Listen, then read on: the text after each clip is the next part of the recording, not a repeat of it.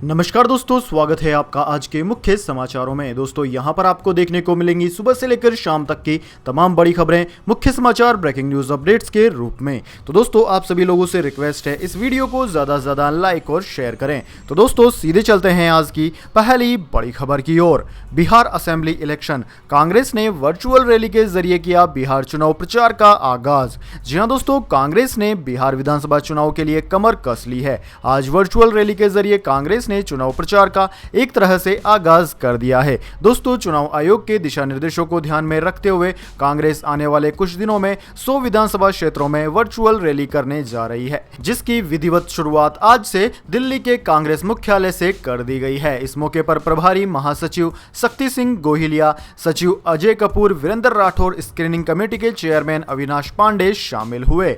दोस्तों वहीं स्टार प्रचारक के रूप में पहले दिन राज बब्बर और महिला कांग्रेस की राष्ट्रीय अध्यक्ष सुष्मिता देवी शामिल हुई। इसके बाद दोस्तों अगली बड़ी खबर, कंगना रनावत को मिली वाई कैटेगरी की सुरक्षा। अभिनेत्री ने ऐसे जताया गृह मंत्री अमित शाह का आभार। जी हां दोस्तों, अभिनेत्री कंगना रनावत को केंद्रीय गृह मंत्रालय ने वाई कैटेगरी की सुरक्षा दे दी है। कंगना की सुरक्षा में 7 पुलिसकर्मी तैनात होंगे। अभिनेता सुशांत सिंह राजपूत की मौत के बाद फिल्म इंडस्ट्री के एक धड़े में नशीली दवाओं के उपयोग के बारे में बोलने के बाद कंगना रनावत को नए सिरे से मिल रही धमकियों के मद्देनजर यह फैसला लिया गया है। गृह मंत्रालय के एक अधिकारी ने बताया कि गृह मंत्रालय ने अर्धसैनिक बल के माध्यम से कंगना रनावत को वाई प्लस कैटेगरी की सुरक्षा उपलब्ध कराने का निर्णय लिया है। अभिनेत्री कंगना रनावत ने वाई प्लस श्रेणी की सुरक्षा दिए जाने पर गृह मंत्री अमित शाह का आभार भी जताया है। कंगना ने अपने ट्वीट में लिखा कि मैं गृह मंत्री अमित शाह जी की आभारी हूं। वो चाहते तो हालातों के चलते मुझे कुछ दिन बाद मुंबई जाने की सलाह देते, मगर उन्होंने भारत की एक बेटी के वचनों का मान रखा, हमारे स्वाभिमान और आत्मसम्मान की लाज रखी। जय हिंद। दरअसल दोस्तों आपकी जानकारी के लिए बता दें, केंद्रीय गृह मंत्रालय ने अभिनेत्री को यह सुरक्षा ऐसे समय प्रदान की है जब कंगना रनावत और शिवसेना सांसद संजय राउत के बीच जुबानी जंग जारी है। कंगना ने महाराष्ट्र सरकार से भी सुरक्षा की मांग की थी। कंगना रनावत सुशांत आत्महत्या मामले में लगातार अपना पक्ष रख रही है और इन दिनों अपने बयानों की वजह से सुर्खियों में है। इसके बाद दोस्तों अगली बड़ी खबर, स्कूल फीस को लेकर आया राजस्थान हाईकोर्ट का फैसला। 70% ही ले सकेंगे पेमेंट, 3 किश्त में करना होगा भुगतान। जी हां दोस्तों, राजस्थान हाईकोर्ट ने बड़ा फैसला सुना दिया है। हाईकोर्ट ने कहा है कि स्कूल कुल फीस का 70% पेमेंट ले सकते हैं। बच्चों के माता पिता को इसका भुगतान अगले साल 31 जनवरी तक 3 किश्तों में करना होगा। यह फैसला राजस्थान हाईकोर्ट के न्यायमूर्ति SP शर्मा ने दिया है। राजस्थान सरकार के फैसले को चुनौती देने वाले प्राइवेट स्कूलों की अपील पर हाईकोर्ट का यह आदेश आया है।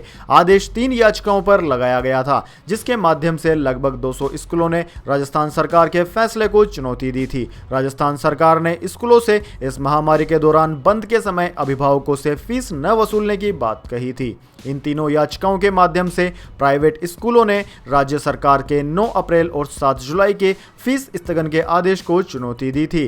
राज्य सरकार के इन आदेशों के चलते प्राइवेट स्कूल फीस नहीं ले पा रहे थे।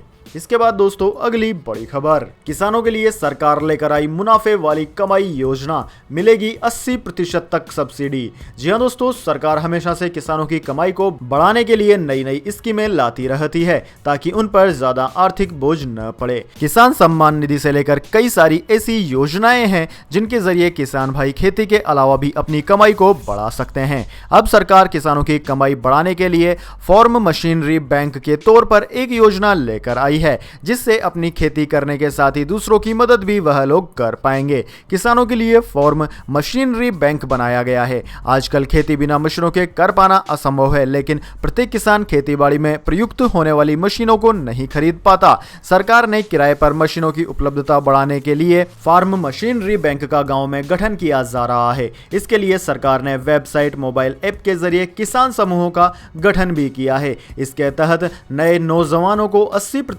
की सब्सिडी पर अच्छे औजार दे दिए जाएंगे, जिनसे वे खुद की फसल भी कर पाएंगे और साथ ही अपने गांव वालों की मदद भी कर पाएंगे किराए पर अपने सामानों को चलाकर। इसके बाद दोस्तों अगली बड़ी खबर सूडान में खत्म हुआ 30 साल का इस्लामी शासन, अब बनेगा लोकतांत्रिक राष्ट्र। जी हां दोस्तों, सूडान की सरकार ने उत्तरी अफ्रीका राष्ट्र में 30 साल के इस्लामी शासन को खत्म करते हुए धर्म को अलग करने की बात पर सहमति व्यक्त की है। सूडान के प्रधानमंत्री अब्दुल्ला हमदोक और सूडान की पीपल लिबरेशन मूवमेंट नॉर्थ विद्रोही समूह के नेता अब्दुल अजीज अल हिलू ने घोषणा पत्र पर हस्ताक्षर कर दिए। गुरुवार को इथोपिया की राजधानी अदीस अबाबा में सिद्धांतों को अपनाने के लिए इन दोनों ने इस घोषणा पत्र पर हस्ताक्षर कर दिए हैं। घोषणा पत्र में लिखा है कि सूडान के लोकतांत्रिक देश बनने के लिए जहां सभी नागरिकों के अधिकार निहित होंगे, यहां संविधान धर्म और राज्य के अलगाव के सिद्धांत पर आधारित होना चाहिए। इसके अभाव में आत्मनिर्णय के अधिकार का सम्मान करना चाहिए। सरकार की ओर से विद्रोही ताकतों के साथ शांति समझौते को शुरू करने के बाद एक हफ्ते से भी कम समय में यह समझौता खत्म हो गया है। इसके बाद दोस्तों अगली बड़ी खबर, समय पर फाइल कर दें ITR, नहीं तो जुर्माना भरने के साथ ही कई तरह की छूट का भी नहीं मिलेगा फायदा। जी हां दोस्तों, इस महामारी के बीच केंद्र सरकार ने कई बार इनकम टैक्स रिटर्न फाइल करने की अंतिम तारीख को आगे बढ़ाया है ताकि करदाताओं को किसी तरह की परेशानी नहीं हो। ऐसे में टैक्स पेयर्स को सही समय पर ITR फाइल कर देना चाहिए। ये किसी भी टैक्स पेयर के लिए सबसे अहम काम है, क्योंकि रिटर्न दाखिल करने में देरी करने पर उन्हें कई तरह के फायदे नहीं मिल पाएंगे। देरी से ITR फाइल करने पर एक तरफ इनकम टैक्स में छूट का कम लाभ मिलता है तो दूसरी तरफ टैक्स पेयर्स पर जुर्माना भी लगाया जाता है। दोस्तों, केंद्र सरकार ने देरी से ITR फाइल करने पर विलंब शुल्क वसूलने की व्यवस्था भी कर दी है। अगर आप समय पर ITR यानी कि 31 दिसंबर तक ITR नहीं भरते हैं तो आपको 10,000 रुपए विलंब शुल्क का भुगतान करना होगा। हालांकि अगर करदाता की सालाना इनकम 5 लाख रुपए से ज्यादा नहीं है तो लेट फीस के तौर पर 1,000 रुपए ज्यादा वसूल किए जाएंगे। इसके बाद दोस्तों अगली बड़ी खबर, मुंबई पहुंचने से पहले ही कंगना के दफ्तर पर BMC ने मारा छापा। महाराष्ट्र के मंत्री ने उन्हें भाजपा का पोपट तक कह दिया। जी हां दोस्तों, मुंबई की तुलना POK से कर शिवसेना के निशाने पर आई कंगना रनावत को केंद्र सरकार ने Y कैटेगरी की सुरक्षा तो दे दी है, साथ ही कंगना रनावत ने इसके लिए गृह मंत्री अमित शाह का शुक्रिया भी अदा किया है। लेकिन इसी दौरान कंगना के मुंबई पहुंचने से पहले ही BMC ने उनके दफ्तर पर छापा मार दिया है। राज्य के गृह मंत्री अनिल देशमुख ने कहा कि मुंबई का अपमान करने वालों को सिक्योरिटी दी जा रही है, यह दुख की बात है। मंत्री विजय वडेट्टीवार ने कंगना को भाजपा का पोपट बताया और कहा कि मुंबई आने पर कंगना को जनता ही सबक सिखाएगी। कंगना ने ट्वीट पर BMC की रेट की जानकारी भी दी। कहा कि यह मुंबई में मणिकर्णिका फिल्म्स का ऑफिस है, इसे मैंने 15 साल की मेहनत करके कमाया है। मेरा जिंदगी में एक ही सपना था कि मैं जब भी फिल्म निर्माता बनूं मेरा अपना खुद का ऑफिस हो, मगर लगता है कि यह सपना टूटने का वक्त आ गया है। आज वहां अचानक BMC के कुछ लोग आ गए। इसके बाद दोस्तों जल्दी से जान लेते हैं कि पूरी दुनिया और भारत में क्या है स्थिति इस महामारी की। तो बात की जाए भारत की, लेकिन उससे पहले मेरी आपसे एक छोटी सी रिक्वेस्ट है कि अगर आपको अभी तक हमारी न्यूज पसंद आई है तो इसे एक छोटा सा लाइक जरूर दे दें, और अगर आपको पसंद नहीं आई है तो बेशक आप डिसलाइक भी कर सकते हैं।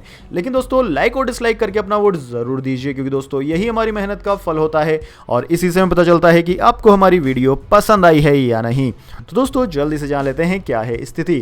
तो दोस्तों बात की जाए भारत की, तो भारत इस वक्त दुनिया में दूसरे नंबर पर आ चुका है इस महामारी के कुल संक्रमितों के मामले में। जी हां दोस्तों, भारत में 42 लाख से ज्यादा संक्रमित हो गए हैं। यूं कहें 42,50,000 को भी यह आंकड़ा पार कर गया है। साथ ही मरने वालों का आंकड़ा 72,000 को पार कर गया है। भारत में सर्वाधिक प्रभावित राज्य महाराष्ट्र है, जहां पर 9 लाख से कहीं ज्यादा संक्रमित है। दूसरा नंबर आंध्र प्रदेश का है, जहां पर 5 लाख से ज्यादा संक्रमित है। तीसरा तमिलनाडु का है, जहां पर 4,63,000 से ज्यादा संक्रमित है। इन तीनों राज्यों के बाद में कर्नाटक, उत्तर प्रदेश, दिल्ली, वेस्ट बंगाल, बिहार, तेलंगाना, उड़ीसा, असम, गुजरात, राजस्थान आदि राज्यों का नाम आता है। इन तमाम राज्यों में 1 लाख से ज्यादा संक्रमित मामले अब तक सामने आ चुके हैं। अब दोस्तों इसके बाद जान लेते हैं पूरी दुनिया की क्या है स्थिति। तो दोस्तों पूरी दुनिया की बात की जाए तो पूरी दुनिया में इस वक्त तक इस महामारी के संक्रमितों का आंकड़ा 2,70,00,000 को पार कर गया है। साथ ही मरने वालों का आंकड़ा 8,80,000 को पार कर गया है। सबसे ज्यादा प्रभावित देश अमेरिका है, जहां पर 62,92,000 से भी कहीं ज्यादा संक्रमित है, जिनमें से 1,88,000 से ज्यादा लोगों की जान चली गई है। वहीं दोस्तों दूसरा नंबर भारत का आता है, जहां पर 42 लाख से ज्यादा संक्रमित है। तीसरा नंबर ब्राजील का है, जहां पर 41,37,000 से ज्यादा संक्रमित है। दोस्तों भारत अभी हाल ही में नंबर 2 की पोजीशन ले लिया है। इन तीनों देशों के बाद में Russia, Peru, Colombia, South Africa, Mexico, Spain आदि देशों का नाम आता है। इसके बाद दोस्तों अगली बड़ी खबर, 21 सितंबर से पर्यटक कर सकेंगे ताजमहल का दीदार, डीएम ने जारी किया आदेश। जी हां दोस्तों, उत्तर प्रदेश के आगरा में अनलॉक 4.0 के तहत 21 सितंबर से स्मारकों को खोलने का फैसला जिला प्रशासन ने ले लिया है। इसी कड़ी में 21 सितंबर से ताजमहल और आगरा किले को पर्यटकों के लिए खोल दिया जाएगा। इससे पहले 1 सितंबर से बाकी सभी स्मारक खुल चुके हैं। दोस्तों, सोमवार को इस महामारी की समीक्षा के बाद जिला अधिकारी प्रभु एन सिंह ने ताजमहल और लाल किले के खोलने के आदेश जारी कर दिए। दरअसल दोस्तों, इस महामारी के कारण ताजमहल और आगरा किला समेत सभी संरक्षित स्मारकों में 17 मार्च से पर्यटकों का प्रवेश बंद कर दिया था। लेकिन दोस्तों, इस ताजा फैसले से पर्यटन उद्योगों से जुड़े हुए लोगों को उम्मीद है कि इन दोनों स्मारकों के खुलने से पर्यटन उद्योग पर छाया संकट का बादल छट जाएगा। दोस्तों, आपकी जानकारी के लिए बता दें, आगरा के स्मारकों पर 17 मार्च से ही ताला लगा है। ऐसे में जो लोग पर्यटन से जुड़े हुए हैं उनके भूखे मरने की नौबत आ गई है। इसी को देखते हुए सरकार ने जल्द ही पर्यटन उद्योगों को खोलने का फैसला कर लिया है। इसके बाद दोस्तों अगली बड़ी खबर, मौसम समाचार वेदर अपडेट, यूपी हरियाणा में भारी बारिश, साथ ही इन राज्यों के लिए मौसम विभाग ने जारी कर दिया है अलर्ट।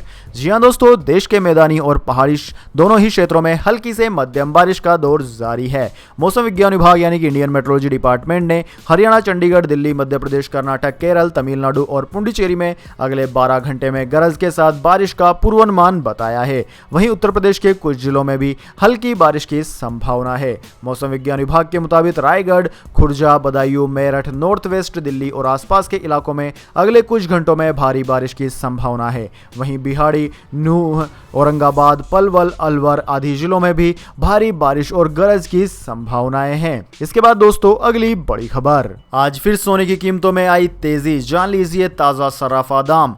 जी हां दोस्तों, डॉलर के मुकाबले रुपए में तेजी के बाद सोमवार को फिर दिल्ली सराफा बाजार में सोने की कीमतों में उछाल देखने को मिला है। सोने के भाव के अलावा चांदी की कीमतों में भी तेजी देखने को मिली है। सोमवार को डॉलर के मुकाबले रुपए का भाव मजबूत होकर 73 रुपए 35 पैसे पर रहा। इसी बीच अंतर्राष्ट्रीय बाजार में दोनों कीमती धातुओं के भाव में सपाट कारोबार देखने को मिला है। दोस्तों, सोमवार को दिल्ली सराफा बाजार में सोने के भाव में 258 रुपए की वृद्धि हुई। इसके बाद सोना 51,877 रुपए प्रति 10 ग्राम पर पहुंच गया। साथ ही अंतर्राष्ट्रीय स्तर की बात करें तो अंतर्राष्ट्रीय स्तर पर $1932 प्रति औंस पर सोना ट्रेंड कर रहा है। वहीं चांदी की बात की जाए तो चांदी में 837 रुपए प्रति किलोग्राम की बढ़त देखने को मिली है। इसके बाद चांदी 69,448 रुपए प्रति किलोग्राम पर पहुंच गई है, जबकि अंतर्राष्ट्रीय बाजार में चांदी का भाव $26.93 प्रति औंस पर रहा।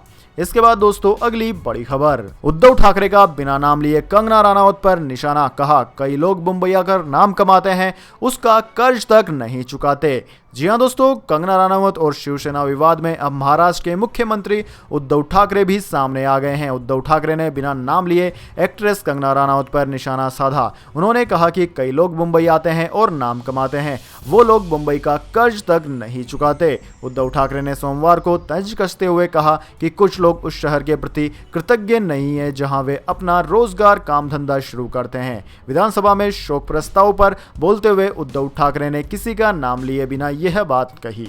इसको सीधे सीधे कंगना रनावत से रिलेट किया जा रहा है। इसके बाद दोस्तों अगली बड़ी खबर, रेलवे के इतिहास में पहली बार पटरियों पर दौड़ेगी क्लोन ट्रेनें, जान लीजिए क्यों लेना पड़ा यह फैसला भी। दरअसल दोस्तों, जैसे जैसे इस महामारी के हालात सामान्य हो रहे हैं, भारतीय रेल धीरे धीरे सामान्य परिचालन की ओर कदम बढ़ा रहा है। पटरियों पर यात्री ट्रेनें लौटने लगी है। यात्रियों की बढ़ती संख्या को देखते हुए भारतीय रेलवे ने क्लोन ट्रेनें चलाने की घोषणा की है। रेलवे उन रूटों पर क्लोन ट्रेनें चलाएगी जिसमें यात्रियों का भार ज्यादा है, यानी उन रूटों को प्राथमिकता दी जाएगी जिनमें वेटिंग लिस्ट लंबी है। भारतीय रेलवे के इतिहास में पहली बार क्लोन ट्रेनें पटरियों पर दौड़ेंगी। ये क्लोन ट्रेनें मौजूदा विशेष ट्रेनों को ही क्लोन होंगी। इन ट्रेनों की गति अपेक्षाकृत अधिक तेज होगी। इन ट्रेनों का स्टॉपेज सीमित होगा। सीमित स्टॉपेज रखने के पीछे मकसद है कि यात्रियों को उनके गंतव्य तक तेजी से पहुंचाया जा सके। स्पेशल ट्रेनों के क्लोन के रूप में चलाई जा रही इन ट्रेनों में 3 श्रेणी ऐसी कोच को प्राथमिकता दी जाएगी। मौजूदा विशेष मेल और एक्सप्रेस ट्रेनों की तुलना में इन क्लोन ट्रेनों की स्पीड ज्यादा होंगी। इसके बाद दोस्तों अगली बड़ी खबर, सुशांत सिंह राजपूत मामला। अब सुशांत की बहन के खिलाफ रिया चक्रवर्ती ने दर्ज कराई शिकायत, लगाया बड़ा आरोप। जी हां दोस्तों, अभिनेत्री रिया चक्रवर्ती ने दिवंगत अभिनेता सुशांत सिंह राजपूत के लिए फर्जी मेडिकल पर्चे उपलब्ध कराने को लेकर सुशांत की बहन प्रियंका सिंह सहित अन्य के खिलाफ पुलिस शिकायत दर्ज कराई है। रिया के वकील सतीश मानसिंडे ने सोमवार को इस खबर की पुष्टि की। वकील सतीश मानसिंडे ने कहा कि रिया चक्रवर्ती ने मुंबई पुलिस में प्रियंका सिंह, राम मनोहर लोहिया अस्पताल के डॉक्टर तरुण कुमार और अन्य के खिलाफ जालसाजी, एनडीपीएस एक्ट और टेली मेडिसिन प्रैक्टिस गाइडलाइंस 2020 के तहत सुशांत को एक ओपीडी मरीज के रूप में दिखाने वाला फर्जी मेडिकल पर्चा भेजने का आरोप लगाते हुए पुलिस में शिकायत दर्ज कराई है। उन्होंने बयान में आगे कहा कि जिस दिन ड्रग की पर्ची लिखी गई उसी दिन यानी कि 8 जून 2020 को वह मुंबई में थे, जो एनडीपीएस अधिनियम की अनुसूची 36 और 37 में साइक्रोट्रोपिक पदार्थ और टेली मेडिसिन प्रैक्टिस गाइडलाइंस के अनुसार सूचीबद्ध है। साथ ही दोस्तों सीबीआई ने आज भी रिया चक्रवर्ती से देर रात तक पूछताछ की। इसके बाद उनको गिरफ्तार नहीं किया गया, एक दिन और उनसे पूछताछ की जाएगी और अनुमान है कि उन्हें अगले दिन गिरफ्तार किया जा सकता है। तो दोस्तों यह थी आज की तमाम बड़ी खबरें। अब दोस्तों इसके बाद में बारी आती है आज के माइंड क्विज क्वेश्चन की। जी हाँ दोस्तों, एक आसान से सवाल का जवाब देकर आप जीत सकते हैं एक अमेजिंग सरप्राइज गिफ्ट हमारे यूट्यूब चैनल की ओर से। तो दोस्तों आज का सवाल आपकी स्क्रीन पर आ चुका है। भारत में दीपावली क्यों मनाई जाती है? जी हाँ दोस्तों, अगर आप जानते हैं दीपावली मनाने के पीछे क्या कारण है तो जल्दी से कमेंट बॉक्स में लिख दीजिए। अगर दोस्तों आपका जवाब होता है एकदम सही और आप चुन ले जाते हैं लक्की विजेता के रूप में, तो आपको मिल सकता है एक अमेजिंग सरप्राइज गिफ्ट हमारे यूट्यूब चैनल की ओर से। तो दोस्तों जल्दी से अपना उत्तर कमेंट बॉक्स में लिख दीजिए, वीडियो को लाइक कर लीजिए और चैनल को सब्सक्राइब करके बेल आइकन जरूर से दबा लीजिएगा। धन्यवाद। वंदे मातरम। जय हिंद, जय भारत।